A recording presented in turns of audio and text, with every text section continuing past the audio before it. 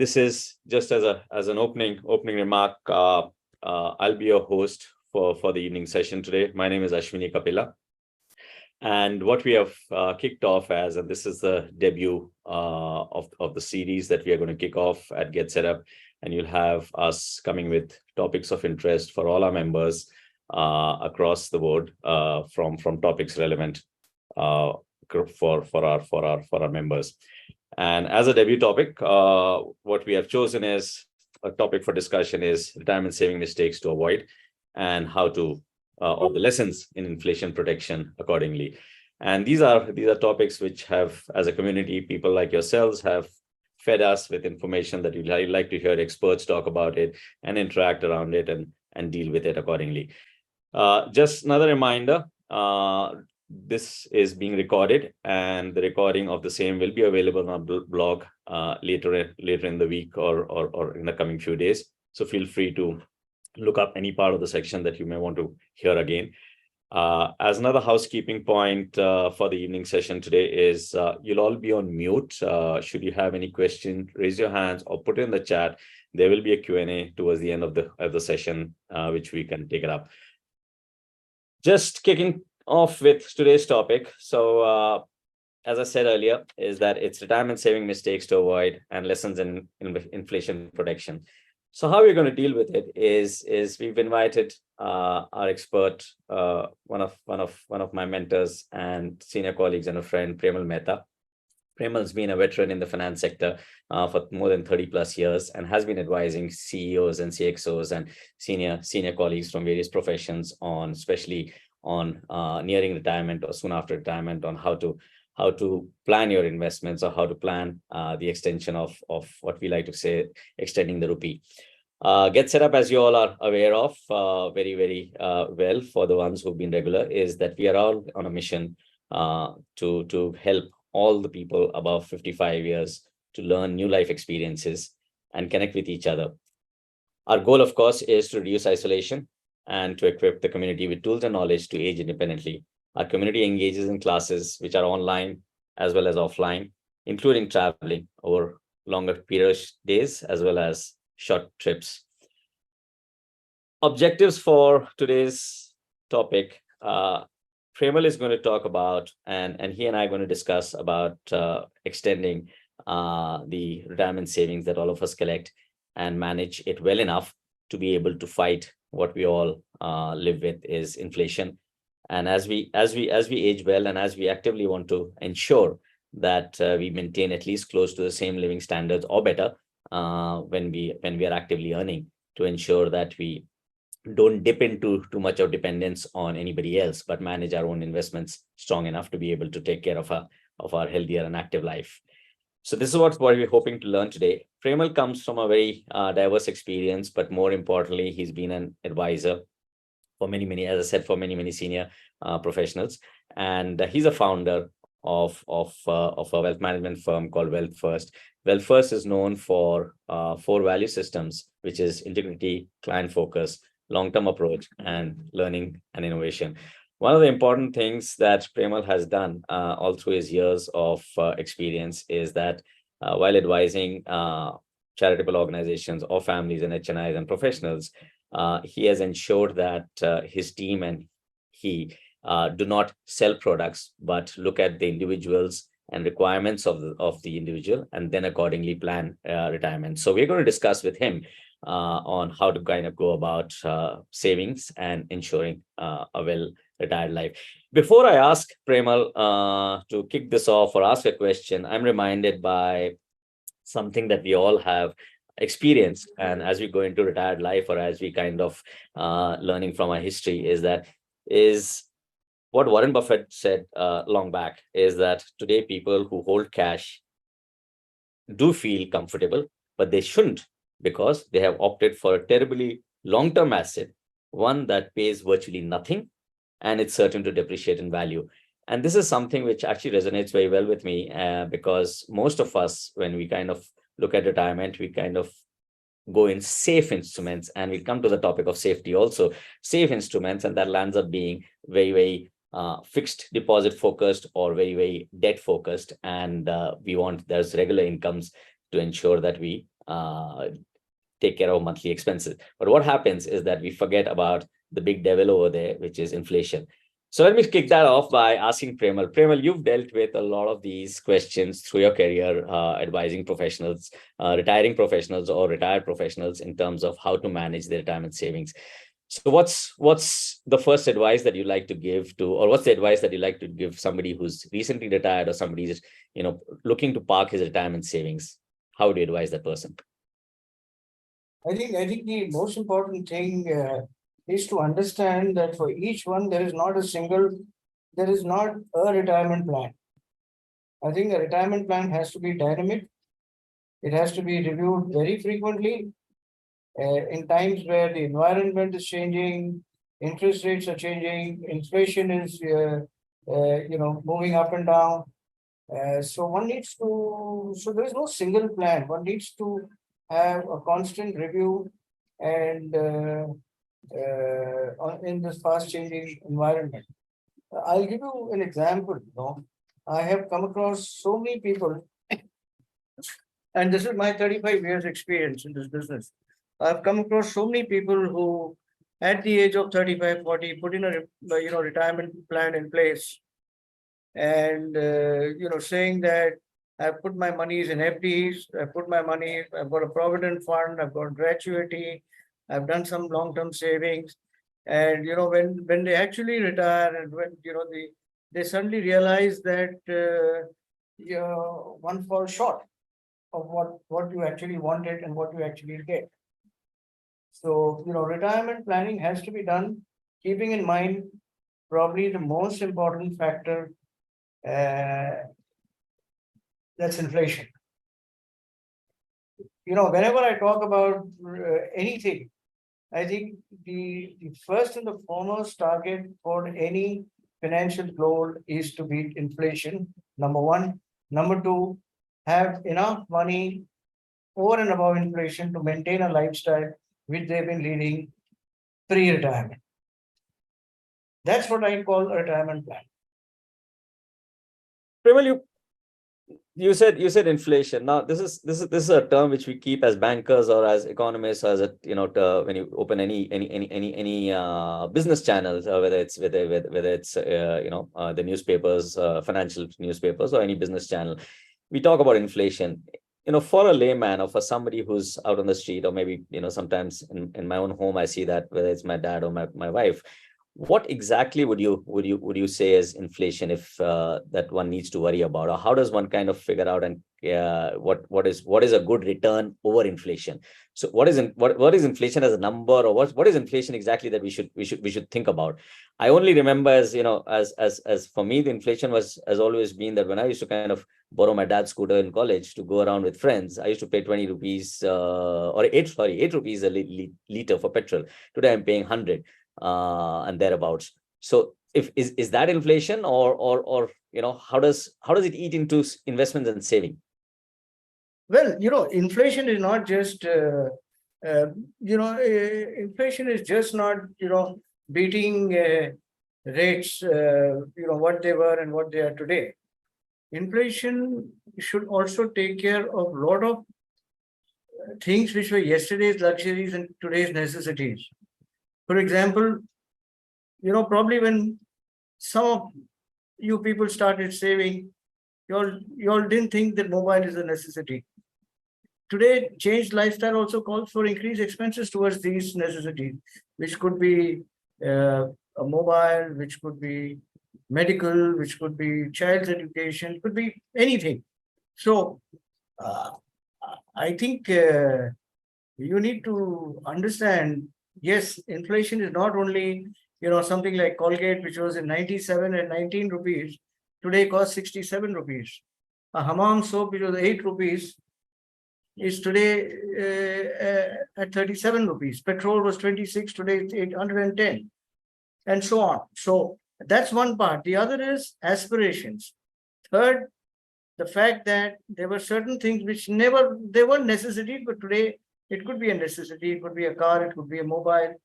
So it's the sum total of all this which I would define as inflation. So let's hear that, or let's summarize that. If inflation is the needs of ours, we could never plan for. You mentioned mobile, as well as you also mentioned important things like daily staple diet, like food, etc. If that in our country, or in our scenario, and we're seeing that longevity is increasing, so we all need to take care of ensuring at least the basic necessities are taken care of. If 6 and 7% is what we keep hearing is a number of inflation that we've seen hitting, and these days bankers talk about, or the Reserve Bank is talking about something like 4%. What is an investment plan or a thesis that you'd like to say, that how do you plan your investments to ensure that you get a return which is above inflation, you can maintain your lifestyle, or at least take care of your basic necessities, and a little over above that, And or aspiration. an aspiration, yeah, over and above that, an aspiration. So what is that number, or what are the instruments that you would advise, and to take care of it? So, whenever we talk about the number, and and what rate should one achieve? Today, India is the fastest growing country in the world. Okay. And if you don't participate in that through any asset class, but the fact is, history says, 20 years data says that equity is one class of assets which are beaten.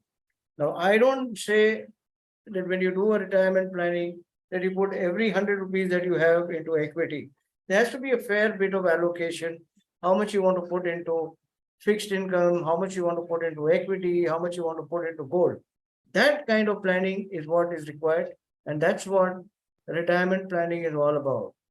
That you have a ratio depending on your risk appetite to invest in these classes of assets. There's another study which says that over any 5-year period, equity has never given negative returns. So these are there are small things which come across. I meet so many people who come and say, listen, I want to be safe. I put all my money in a bank. And there's so many people who say that I'm putting all my money in a bank. I tell them, fine, fair enough. I totally respect the fact that you don't want to go beyond an Indian bank or state bank or whatever. But how many people realize that there is a bond market in India?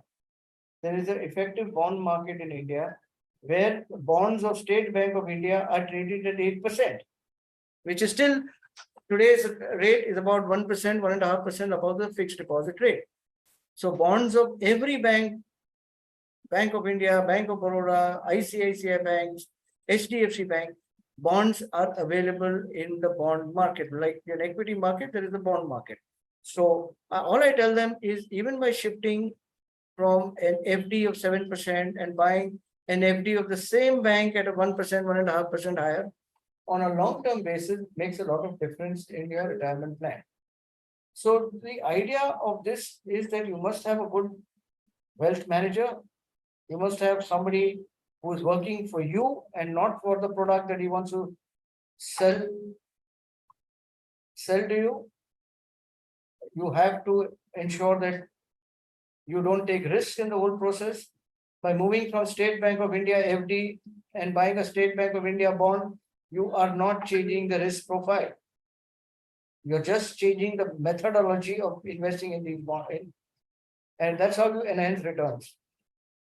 I'll pause. A question which somebody had asked, I think Ma'am Nasreen, you had asked this question. आपने पूछा है कि advantages of bank fixed deposit for retired person. प्रेमल, आप बोल रहे हो कि FD से better उसी बैंक के bonds हैं. Does it mean that for a retired person, if the risk appetite is there for only for bank risk, then FD से better the same bank के bonds is a suggestion or a recommendation? But along with that, you've also said that to beat inflation, the only asset class that has proven in the long term, of course others have also beaten inflation, but the one which has never given negative returns, आप बोल रहे हैं कि equities. Could you help us with understanding risks of these for a retired person to be able to manage actively to beat the demon No, out there? I think it's a fair bit of allocation. India is highly underinvested in equity. Very few people take advantage of equity markets. That culture is growing. If you see the number of retail participation in the last few years, it's grown big time. So more and more people are now wanting to participate in India's growth story. But that doesn't mean you go all hog. That doesn't mean you go, just go and dump all your money in equity. You invest through professionals, invest through mutual funds, and let that part of the investment, at least the equity, be invested through professionals. Don't try to listen to people at parties, at get-togethers, or any friend or any relative tell you that this is a good share, please buy it. Remember one thing, you're all alone when you're investing and saving for yourself. Nobody tells you about the losses that he or she has made. People only tell you about what, the gains that they have made. So be disciplined when it comes to equity investments. Invest through professionals, mutual funds, and you will be better off. Okay, I think while we're addressing this, I think a couple of people have already started asking questions, so we can probably take it as we're having a conversation rather than keep waiting for the end. So there's one question which says that from where can somebody buy bonds? And another question is there what are the risks involved in bonds? So both are related to bonds. Premal, आप बोल रहे हैं कि FD से अच्छा Okay, bond I'm just comparing apples with apples. Yeah, same risk. Yes. Right. So if you're talking about you having a fixed deposit with the State Bank of India, what am I suggesting to you is to buy a State Bank of India bond. In terms of risk, yes, bonds are slightly riskier because there could be, certain categories of bonds which are linked to, the financial conditions of the bonds. While as far as fixed deposits are concerned, they're insured to the extent of certain amount. But, when we are talking about State Bank, we're talking about ICICI Bank, we're talking about HDFC Bank. I don't know how many of you people are aware, but these are banks which are categorized by, three banks are categorized by the government of India as too big to fail. So, the chances of these three banks failing are as good as the government of India failing. Okay, so there is a slight risk. I mean, you're getting 1.5% more. That takes care of the risk. So that's one part of it. Okay. Secondly, it's bank bonds are available multiples of normally 10 lakhs. Certain bonds are also available for smaller amounts. But they are easy to buy. They are available on a lot of exchanges and a lot of platforms. They are in demat form. The deliveries are guaranteed by the National Stock Exchange and Bombay Stock Exchange, wherever they're listed. You need to have a good advisor because there are not many advisors who advise on buying bonds. So Premal, you've addressed the part about risks involved with By the bond. way, you can buy, I don't know, many of you may be aware of, there is a very vibrant government securities market in India, which is the safest instrument that one can buy in a country, which is the Government of India bond. It's called government securities. The Reserve Bank of India has created a retail platform. You can buy as less as 10,000 rupees worth of Government of India security. Government of India securities were yielding 7.5% for a 10-year bond about 6 months back. Today they are at about 7.2%. So there is an RBI website which gives allows retail participation. So Premal, so far heard you on a few things. Asset allocation across assets is important. Equity should form some part of that bucket to be able to take care of it. So that's a recommendation that there should be some component basically based on risk appetite of every individual. Third, you've said is that bonds versus FDs is an option to look at, the very similar risk or the same risk at times, and probably bonds may give you a bit better return. A question which has come through is Mrs. Mridula Badwe has asked that what percentage, is there a formula that you can suggest? What percentage is to be invested in government bonds, mutual funds, FD, state government guaranteed bonds, and what is more beneficial, PMS or MF or mutual fund? Any thoughts of yours, Premal, on that? There is no formula for asset allocation. The asset allocation depends on your sitting with an investment advisor, telling him or her about what are your risk appetite, what are your future plans, what's your background, what are your savings, what is the time frame of your investments. That's how an allocation is put into place. There is no do not believe in any website which comes out with a formula for any asset allocation. I don't think there is a formula. You have to sit and decide on asset allocation clearly based on your background, your future cash flows, and your risk appetite. There may be some people who have a risk appetite which is very high. You can go up to 50% equity, 75% equity. There are some people who say, no, listen, I want to start with equity, maybe 10% and slowly grow, maybe 25%. So there is no formula. I'm sorry. And if somebody says there's a formula, I don't believe it. At least my 35 years of experience says that. Noted on that, Premal. I think, yeah, you're right. All of us need to two things, I think, which come out so far, well highlighted by you. One is actively evaluating your assets across various investments. When I say active, means you don't have to do it daily, but every once in a while, check where they are giving returns in terms of the horizon.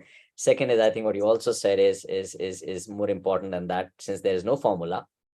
You need to kind of evaluate your risk regularly again on that front, etc. Because while you may have a risk appetite at the age of 50s to 60s, could be different than in your 60s to 70s. Again, given the situation of each individual over there. So again, that needs to be assessed regularly. Now, two things or two questions that have been posed already. Is it advisable to buy mutual fund directly than any distributor or agent, seeing the chart of previous performance, say 3 to 5 years? Could you, is that something you'd like to comment on, Premal? If you see the way the mutual fund industry has evolved over the last 30 years or so, the top mutual funds which are there in the initial 4 or 5, 10 years, 12 years, and the top mutual funds which are there now in the last 5 or 10 years, they've frequently been changing. So going by past is not the right way of, I mean, it's very easy, you just take past performance and, you go ahead. But that's the wrong way to do it. I think mutual funds today, it started 1, 2, 3, 4, 5, 10. Today there are 40 plus mutual funds. There are times when the same fund manager, top fund manager working in one mutual fund moves to another mutual fund. So, it's a very changing environment. I've seen it. The number 1, number 2, number 3 mutual fund performance in the country is regularly changed every 3 years, 4 years, or 5 years. So naturally, I'm a wealth advisor. I will not say to you to go directly, but fact is that every wealth manager, every decent wealth manager has got people in their research who analyze what's happening, who predict what's going to happen in future, who meet fund managers regularly. I mean, in my company, our analysts, ourselves, the partners, we meet the fund managers regularly on a one-on-one basis to understand what they're doing. Everybody knows past performance, but we need to meet them to understand their strategy, what are they going to do in future, why should we invest in you, etc. So, sorry, Premal. So what you're saying is effectively is that the cost saving that one does is by investing directly through the bank distribution channel or whatever, direct investments, or directly to the mutual fund, where you kind of save on I keep telling people one thing. There are some people who told me, why should I bear the cost of the whole thing is bearing the cost, that 1% or 1.5%, right? And nothing else. Okay, I tell them, okay, fine, do one thing. Put 75% of your money directly as per your own thinking. Put 25% with somebody who's an advisor, and see and track yourself. Which one gives you a better return? And if you think what you're reading is good enough, then move it out slowly. Fair enough. Noted on that, and I think that should address that question. Another interesting comment that has come, and some of us as have always made this cliched comment, is that there are two things certain in life: death and taxes. You're saying that there's a third thing also, which is inflation. So let's talk about taxation. I think interest on bonds and fixed deposits taxable is a comment Henry has made, and says that the return after tax may be lower than inflation. Premal, your views around the taxation on the interest on bonds, since you mentioned bonds. When we started this whole thing, we compared FDs with bonds,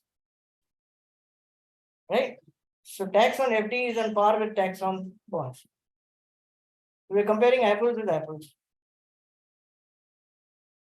So I think Henry, that comment of Henry's is Secondly, basically the returns that have been shown in that chart are risk-adjusted returns. So accounted for inflation.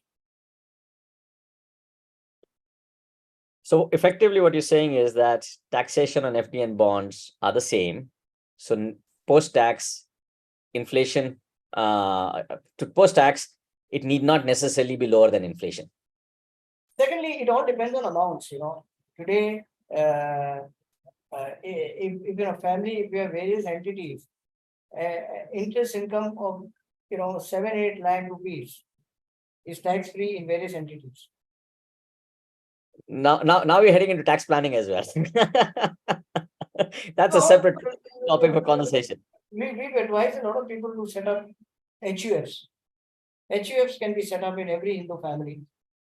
It gives you another vehicle to invest up to 60-70 lakhs in that HUF.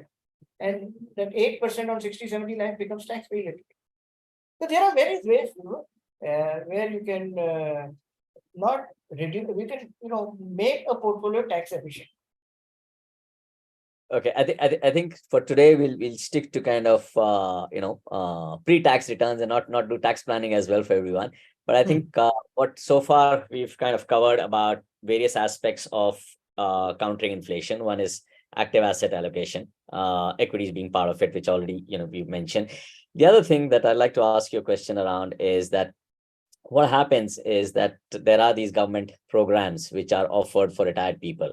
What's your view on that as a strategy in your asset allocation? There is this government that fixed deposits where you get a return. These days about 8.10 or something. So that's the first 30 lakhs which is available. It becomes tax-free. That should be utilized. As far as NPS is concerned, so these are annuity. So you don't have control of those assets till you're not alive. At least 40% and 60%. So that's a different ballgame. NPS. Otherwise, there are small, tax saving benefits like ELSS. You have various small schemes. And I don't think anything significant except that 30 lakhs which is available on that fixed deposits. So that can form part of the asset class allocation compared with its own class. Sorry, you're saying something. Sure. Okay, I think the other thing that a lot of us have faced as especially in the last 1 year it came about is, and I'll just ask you another question in a bit, which has just popped up. But one of the things that we all keep hearing and keep getting advised by across the board is insurance. And especially these insurance schemes which came as giving guaranteed returns of tax-free 6-7%, which was being flogged way into just when the budget announced about the whole scheme about taxing debt funds. What's your view as insurance as a saving or a tax efficient saving mechanism for retired people? Number one, basic philosophy should be never mix investment and insurance. Okay, you do your insurance separately, do your savings investment separately. However, over the last few years, we came across certain products which were more wealth products than insurance. So those were there. Those products were there. Today, the government has removed anything which is tax-free beyond a point. There is nothing called tax-free anymore beyond a point, or tax efficient beyond a point. So unless you want to discuss insurance, but there's a limit of 5 lakhs in certain annuity products, and there's a limit of 2.5 lakhs on ULIPs. There are hardly 4 or 5 good products in the whole industry. Not worth considering. And definitely should not be in your scheme of things if you're talking about retirement planning. Okay, noted on that. So insurance, one needs Somebody asked a question about PMS. Correct. I was just going to, so question to you on PMS. I think this is exactly up your alley. So would you like to comment? No, I'll tell you, I think the ways to invest in equity, the old time standard plain vanilla way to invest in equity is to buy a stock from the market or invest in an IPO. That's the best way, but you are dependent on yourself for that. The next best way to invest in equity is through mutual funds. Okay. So when we give an advice to anybody who wants to invest in equity, for us, the benchmark is mutual funds. Okay. Now, we are already looking for products. We know what mutual funds are earning us. So we look for products which give you an extra income over and above mutual funds. That came about a category which was called portfolio managers, PMS. Why did they mushroom? They mushroom because some of them claim to have given a better return than mutual funds. Hence, PMSs came about. Over the last 2 years, PMSs have underperformed mutual funds. So, unless a portfolio manager gives you a decent alpha over a mutual fund return, we should not even think about it. Okay, I'm very clear. I do not think that a PMS is good for somebody who's doing retirement planning, who is, hard-earned money. Yes, if you're an ultra-rich individual and can invest a minimum of 50 lakhs, 1 crore in a portfolio management scheme, there are at the moment 3 to 4 PMSs only in India which are doing that. So mutual funds is very it's riskier compared to a mutual fund. And these days people try to push products like AIFs. Don't even think about it. I think thanks again, Premal, for that. I think before we open the floor for further questions and we're heading into towards the last 15 odd minutes of our session, maybe I'll just recap two things. Recap the session in a bit, but more importantly, for a lot of people who here have asked about mutual funds, PMSs, government bonds, etc. One of the things, let me just give you a background to Premal as well, and that will help a lot of our colleagues over here and a lot of our members over here. Premal has been involved in his early days of a career with the Reserve Bank of India and with SEBI during the days when mutual funds were just about coming up as part of the committees which were framing rules, regulations, etc. Even for the government bond markets, the regulation that was retailizing of the government bonds market, which the Reserve Bank keeps talking about. So he's been involved with committees for over there as well. And some of us have actually seen the whole market open up for retail investors or for even the investor protection that SEBI keeps talking about. So I think that should give you all a comfort of the fact that some of these products today have evolved into decent enough of planning for your asset allocation as retirees or as people, all of us who want to kind of ensure that we hedge ourselves against the big demon out there, is inflation, which we started off the topic with. I think I'll probably just open the floor for more questions. Some of them have been answered in the chat, but please feel free to raise your hands, ask a question, or put it in the chat.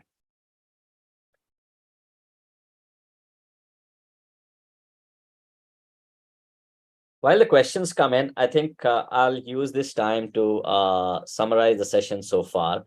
One of the things that you highlighted, and I'll go now backwards, is one of the things you highlighted is keeping an advisor or having an advisor or somebody, it need not necessarily be a professional advisor, it can be a family or a friend or anyone who you trust, more importantly, to ensure that give you an advice based on your risk appetite and not on the product he or she is selling. We've seen these situations in the last few years where insurance was being sold as an investment product, and you rightly pointed out, Premal, that investment and insurance are two separate things. Where a mutual fund has been sold as an option when somebody risk appetite may not be there for handling mutual fund. An FD has been sold by a banker to ensure that certain targets are met, where it doesn't even beat inflation, or a gold product. So I think various asset classes are sold by people, and I think that is where your advice to ensure that have a conversation with somebody who you can trust with, who will take care of those needs, to ensure need not necessarily be professional. Not everybody may not want to take professional advice and pay fees for that separately. Second is, I think a regular asset say asset allocation or asset shuffling, as we may call it, or just reassessing your assets based on your current risk appetite or your current situation of personal needs. So that's also important. Don't just invest and forget, or don't just put and forget about your money, because you need to get the money to work for you and not work for your money. I think that's the second advice that's come from Premal. The other one is a little bit of equity, or some exposure to equity is good to ensure that you are able to, and need not necessarily be direct equities. Premal, you've advised that if you can't directly buy, or you don't want to because that requires you to do regular tracking, is mutual fund is the second best way to take exposure to equities. So I think these 3 or 4 things that have come from the conversation so far. There's a question is on the chat which says that which is the third bank which sir said, SBI, ICICI, and what was the third bank in terms of HDFC Bank. as SIFI Bank, as the Reserve Bank likes to call it, systematically? Not Citibank, HDFC Bank.